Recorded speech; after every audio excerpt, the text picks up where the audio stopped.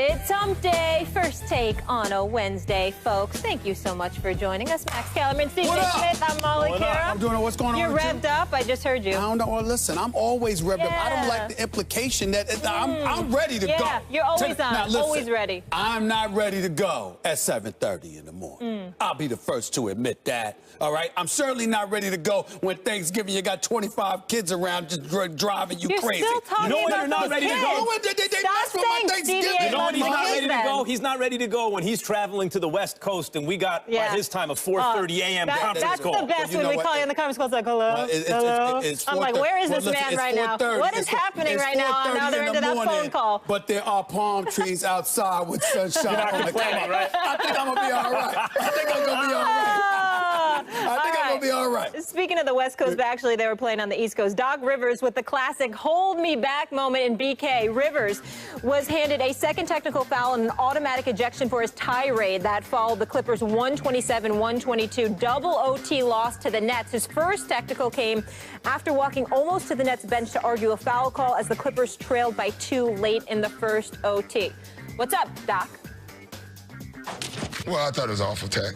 You know, honestly, I think you guys know why the tech was called. The official who had nothing to do with the play thought I was yelling at Lauren, and I wasn't. You know, we were actually, she said, Doc, you're right or whatever, let's walk back. We were walking. We wasn't even arguing. So it was a damnedest tech to give at that time, and you know what the league's going to do. They're going to fall back on he crossed half court. That's you see tomorrow. That's what they're going to say, and we're going to all know that that's not the real reason. I don't think an official that has nothing to do with the play should be giving someone a tech. That's my thing. That's why I got upset. He didn't know what we were talking about, and it wasn't even an argument. So, but listen, that had nothing to do with the game. That's the game. The Clippers start off 10-1, and now after losing 3 in a row, they're 4-4 in their last 8. Stephen A., let's get into our feelings. Yes. How do we feel about what we're seeing from the Clippers right now? Well, I don't feel very good because what I'm seeing is the same old Clippers. Certainly Doc Rivers going off. That's an entirely different thing. I think that a lot of people get on Doc Rivers, the coach. I don't get on him as the coach. I think Doc Rivers is an excellent coach. I think he's exceptional, and he's a champion, and he's a master motivator. His record as a GM has not been the greatest because there have been times where you needed to build that bench, which I believe he went out and did this offseason. I like the acquisition of Spates. I like a Raymond Felton and guys like that on this squad. I think that they bring an added dimension to the team because it contributes to the depth. What I'm looking for from the Clippers, however, here's the problem. What did I try to tell you, Max? You know what I'm saying? I know you got Golden State, but at the same time, we talked about the Clippers. And what did I sit up there and say to you, Max Kellerman? I said, look, man, I got to see it to believe it. I know Blake Griffin could play. Chris Paul, I mean, you want a quintessential prototypical point guard. I want Chris Paul to be the leader on my team. DeAndre Jordan, it would really be nice for you to make free throws. It would really, I mean, I'm touched. You're 21st in the league in free throw shooting, and I have no doubt that DeAndre Jordan has something to do with that. I just think that's safe to say. I think that ship has sailed. His free throw ship has sailed. I just think that it's safe to say. It's safe to say. Having said all of that, what I'm seeing is what I told you when everybody was getting all excited, talking about they're the best team in the NBA. Look at their start right now. I'm like, pump the brakes, it's early. And what happens? The loss to Detroit, a loss by 21 to the Indiana Pacers, and now you lose in double overtime to the Brooklyn Nets. Who plays on the Nets? I covered the NBA. I don't even know who plays on the Nets. I mean, that's how bad it is. I mean, when I think about it, are you kidding me? Jeremy Lin. Yeah, I forgot he was there. I mean, it's the Nets for crying out loud. I think they're on the come up. Sean may do a good job eventually, but I'm just saying, I'm just looking at them. Sean Marks, I'm sorry. Yeah. I'm just looking at them and I'm saying, if it wasn't for the Sixers, the Nets would be the story of the bad So teams. having said that, maybe you're trying to motivate them for the game against the Cleveland Cavaliers, who usually smack them around from time to time or whatever the case may be. I had to cover that game for radio last year when the Clippers hosted the Cavs, and the Cavs smoked them last year. But in the end, what it comes down to is that these are the Clippers. They're good, they're talented, but their talent level, their record doesn't live up to their talent level. And I'm not talking about record in terms of wins and losses. I'm talking about the type of losses that they have, and when they suffer those losses, this talent is too good for that to happen, but it keeps happening. It's the latest example right now. I have a different take on this. First of all, let me say, before I say this, that Doc Rivers is a great coach. And that I love basketball. Really, I love the NBA more than basketball, to tell you the truth. Okay. I love the NBA. Basketball is your second love, the way boxing is mine. Right, exactly. No. And Doc Rivers has forgotten more basketball than I'll ever know. Let me just preface that, okay? Right. And now let me say this. What we saw yesterday, and he addressed the tech on TV, that's the issue with the Clippers right now. Because in the NBA, in a best of 7, the best team always wins. Now, I picked them as the team most likely to upset the apple cart. I don't think they will, because they're not as good as the Warriors. In a best of 7, the Warriors will beat them. And right now, they're not even as good as the Spurs, as usual. Popovich is working his magic, even with the retirement of Duncan, and they're the Spurs. But the Clippers are going to be very, very good. They're going to be a top 4 seed in the West. It's not beyond the realm of possibility that they could beat the Warriors, but they're going to need every single thing to go their way, including and maybe especially, Stephen A., what? The refs' whistles. They need those calls. And when you think about the Clippers, they are not a liked team. They're a disliked team. They're disliked by other teams and players on other teams. They're disliked around the league. And they're disliked by officials. And when Doc is at war with the officials, what he's doing is setting up a situation heading into the playoffs, because in the NBA, we all know who's going to the playoffs, especially the elite teams. No one's arguing Clippers ain't going to be in the playoffs. Right. And heading in there, the officials are unlikely to blow the whistle in their favor and much more likely to look the other way when that should happen and blow the whistle in the opponent's favor. And given that they're simply not as good as the Warriors and maybe not the Spurs, that is the exact opposite of what they need. So I prefaced it by saying Doc Rivers forgot more basketball than I ever know. I understand that. But Doc, I think, has to ask himself. He has to weigh this stuff where on the one hand he's fighting for his team and being fiery and all that stuff, and on the other hand he has to ask himself, what kind of culture do I want to create around the team, at least as it's perceived by the rest of the league and especially the officials? And is it worth, in the moment, getting heated at the officials over a tech I don't think should be called, or do I need to pull back a little bit to give my guys the best chance to win? Your argument, you make valid points, but I would say that last night isn't the one to make it off of. He had every right to explode the way that he did. You are an official.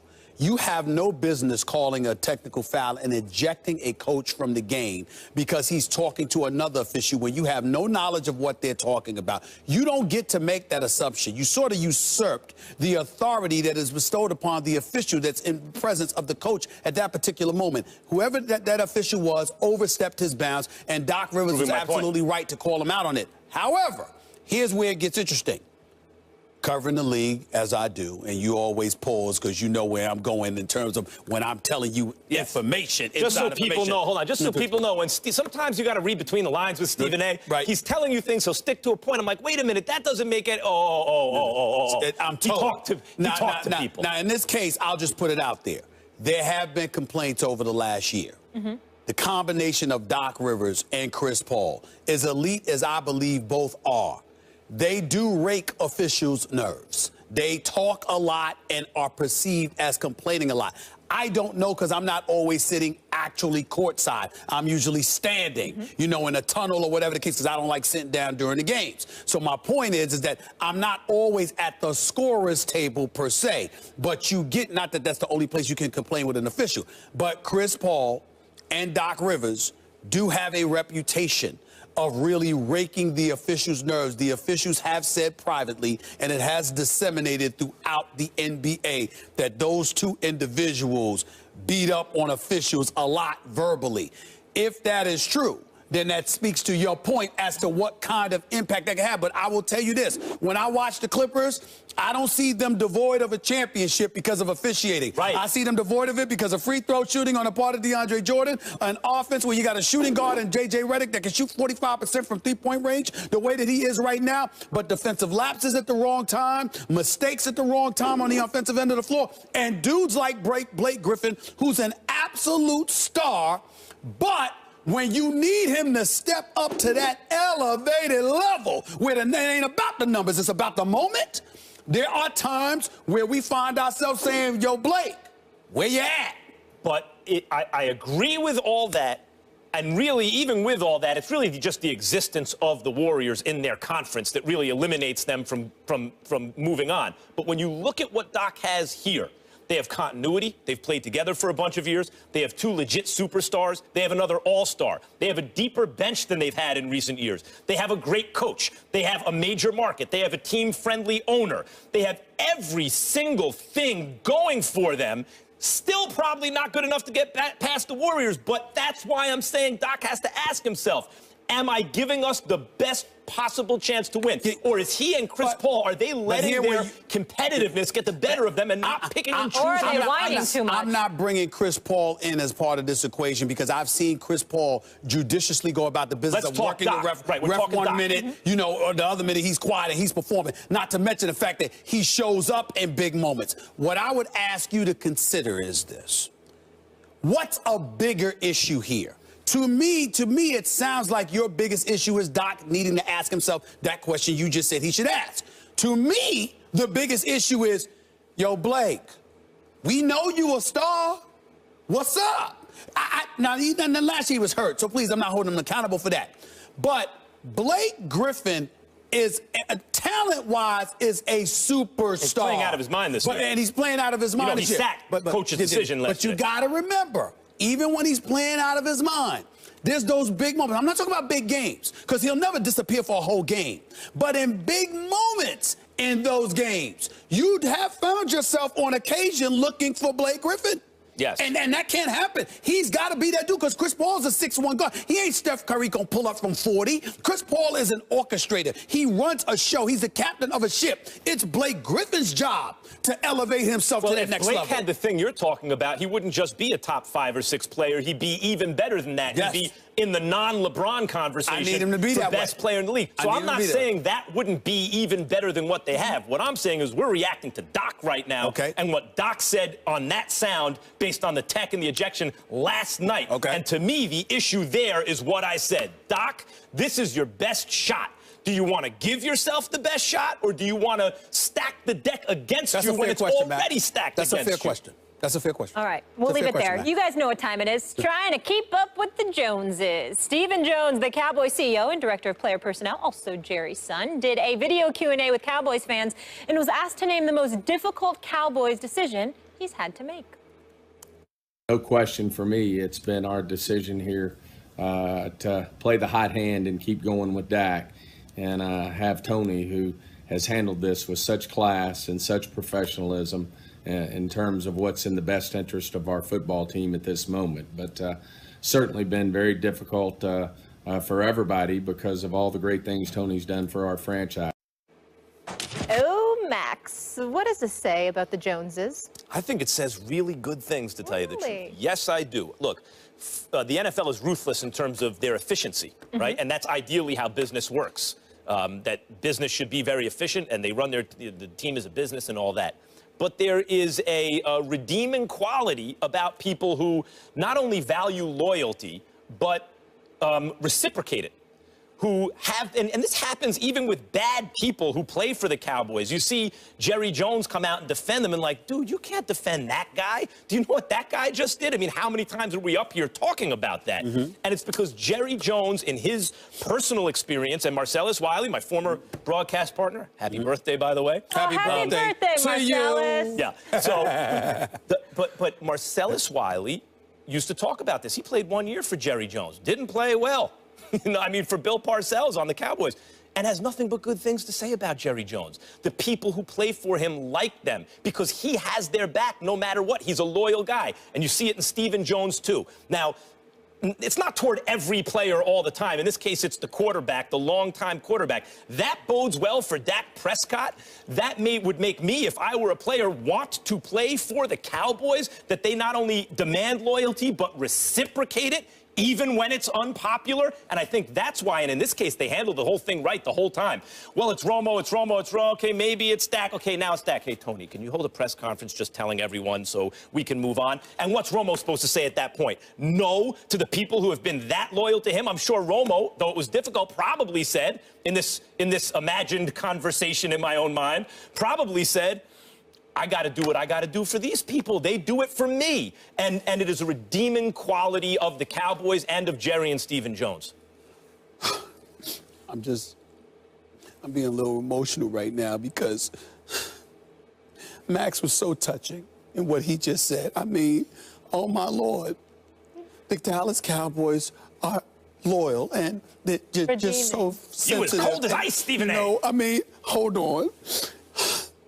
Jerry Jones is such a wonderful guy, and so is Stephen Jones. I mean, Molly, isn't it touching? Isn't it touching? I mean, are you listening to Max Kellerman sit here talking about how touched he is about the Dallas Cowboys? Are you kidding me? Y'all make me sick with this nonsense. All right, fine. You're a boss, and you know what? This guy has performed for me for years, so because of that, it was such a hard decision. What the hell was hard about it? What was hard about it? Tony Romo's won 2 playoff games in 10 years? That's what's hard? That's what's hard. How about your fan base? How about the people the paying customers that you charge, the exorbitant prices that you charge to come to your billion-dollar playpen? How about that? How about the fact that they haven't had, what's the last time the Dallas Cowboys been in the NFC Championship game?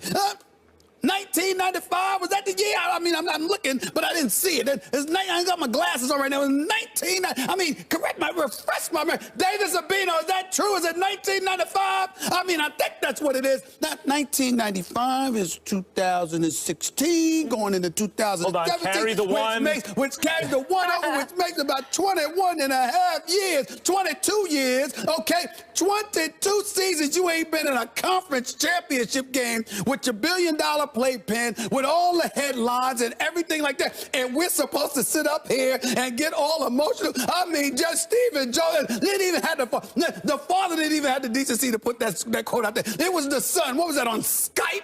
Talking to fans or something? That was a tight shot, though. What was it? What was it? Stephen A., that's a tough angle for anybody right there looking down like that. What am I missing? What am I missing? Stephen Jones, it was just by far, it was just the hardest decision. Let me ask you something. So a guy that wins 2 playoff games for you in a decade, 2 in a decade, that you are paying about $108 million. Maybe he needed Dak to count up some more wins. It's so hard. It's so hard. So let me get this straight. Tony Romo getting paid lovely. You know what I'm saying? He ain't gonna be. There's no issues with him. The checks are coming. I think I remember correct. Checks are coming. Even while you got the back surgeries, even though while you're on the sideline with your Dallas Cowboy paraphernalia, even while you got the headsets on, don't have to take the hits to the back now. Don't have to worry about the broken collarbone now. Lord, the house is chill. And by the way, there's no state income taxes in Texas. I mean, my Lord. I mean, he's getting all that money. Let him come to New York. Let New York or New Jersey get some of those dollars in taxes, okay? But Tony Romo doesn't have to worry about that either. You know? And somehow, some way, I'm supposed to be touched. When people ask our bosses, who do you think wins those debates, Max or Stephen A? And they're like, well, it's really hard, but, you know, Max beats him, but Stephen A really does great. They don't really mean that you do great compared to me. They're trying to protect your feelings. The boss doesn't say that. The bosses are thinking about getting you a new wardrobe, my man. They're tired of the damn black and blue suits. They're tired of black and blue suits. That's what they're tired of, okay? They want you to step it up. They want you. When you going to see Max or something like this, Molly? But we won't go there. We won't go there. Molly, just tell him. Tell him. He doesn't know. All I'm trying to say is this. So vain. Are we really supposed to be so What would you like them to do differently? No. All I'm trying to say is this. You know what? Treat him. Why? Time out. I don't know what this is, but here's my answer. Treat him like you would treat any quarterback who won 2 playoff games for you in a decade. That's all I ask. That's all I ask. Is that too much to ask, Bollywood? I don't think that's too much to ask. They handled this perfectly, and they continue to handle it perfectly. Max, Let me tell you something. If something should happen to Dak Prescott, if for some reason his play falls off, or, you know, you don't wish injury on anyone, but some unforeseen incident should occur, and they need Tony Romo, do they want a Tony Romo who has the vote of confidence of the organization, who feels like they've had his back all along, or do they want a Tony Romo who feels abandoned? They are doing the right thing by their quarterback. That is a good point for backup situations the rest of the season. That was a very good point. By the way, feel abandoned. That's what we said. And by the way, that's what we said. They haven't handled. It's not like they actually didn't play Dak once Romo got better. Right? Had they done that, then I would say, wait, this comment's out of line because Dak had the highest QBR in the most games this season and yada, yada, yada. That's not what happened. They're just paying lip service to Tony Romo to keep his confidence up, and somehow that's a bad thing? Tony Romo. Yeah, sometimes Stephen A. wins that's debates. the They case, need your that makes confidence sense. up. I'm just saying. he doesn't have a confidence problem. Don't worry about that. We talked about. No, I don't. So we talked about Tony Romo, and I just want to make sure I'm clear. We're talking about his feelings. Yeah. Right? Yeah. Tony Romo's feelings. Yes. Right. Okay. Feeling Tony abandoned. Romo, Tony Romo, 6 years. Yeah. $108 million. Feel good about that. Including, Keep getting them checks. hold on, including a $25 million signing bonus, $55 million in guaranteed dollars. Yeah. An average annual salary of $18 million per. He can feed his family this Christmas. This year alone, his base salary was $8.5 million. Buy some therapy. All right. Feelings So I'm just sitting there going like this. Really? That's where we are. We're talking about his because you know what? Stephen A. I'm giving. You callous. We don't want him to feel abandoned in case he has to get back in the game. We need him to feel good. I just want to ask you a question, Mollywood. Yeah. We don't want the $108 million quarterback who's won 2 playoff games in his career to feel abandoned. No. We need his mind right in case he's got to step in. I'm swayed to Max's side during this argument. I just need to say it's not all about the money. It's just mostly about the money. It's always about the money. It ain't all about the money. It's mostly about the money. Mostly about the money. It's not all about the money. It's not about the Benjamins, right? $108 million, $55 million guaranteed, yes, that's right. $25 million signing bonus. But we want to sit here and be sensitive to Tony Romo's feelings. Really? Yeah. You know. And by the way, if I was Dak Prescott, I'd feel good about playing for this organization. Because when I'm old and a young kid replaces me, this is the treatment I can expect. I would too. I would feel. I recall Jerry Jones mistreating Emmitt Smith. I'm just saying. Yeah, not a quarterback. I'm sorry. Oh, not a quarterback. No. Oh, so now we're going by position. Yep. Oh, so it's not the player. Yep. It's the position. Yep. And you see, because understand something. 1 minute he's saying it's the player because he brought in Marcellus Wiley, who didn't have that great of a year. Yeah. This is what Max said, No, not he me. certainly did not. Okay, so that's what he said. Can you do that Max voice again? He didn't have that great year, right? But Jerry Jones treated me great. But he mistreated Emmitt Smith now. I'm just saying. Here's the other thing about Tony Romo. When at the end of a running back's career, when they're not good anymore, that's one thing. Tony Romo, when healthy, is still an excellent player. The issue by the way, is simply his availability. Hold on. 3 of the last 4 seasons. And you said what about his availability? He's unavailable usually. Right, but now he is. Oh, really? His availability So now, is the best ability.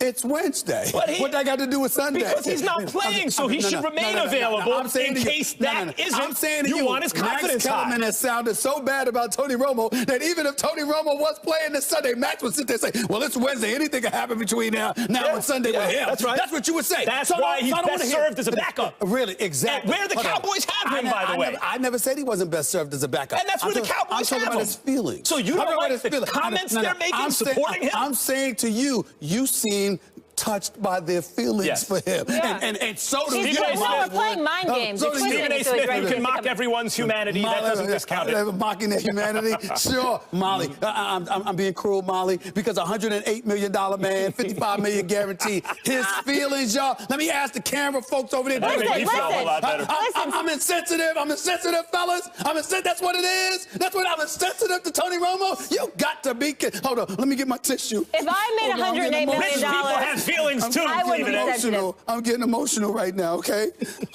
Stephen Jones. Let's go to break. All right. I'm just getting emotional. We get to see the Cowboys play tomorrow, Thursday Night Football against the Vikings. Tony Romo's feelings, his feelings, y'all. $108 million.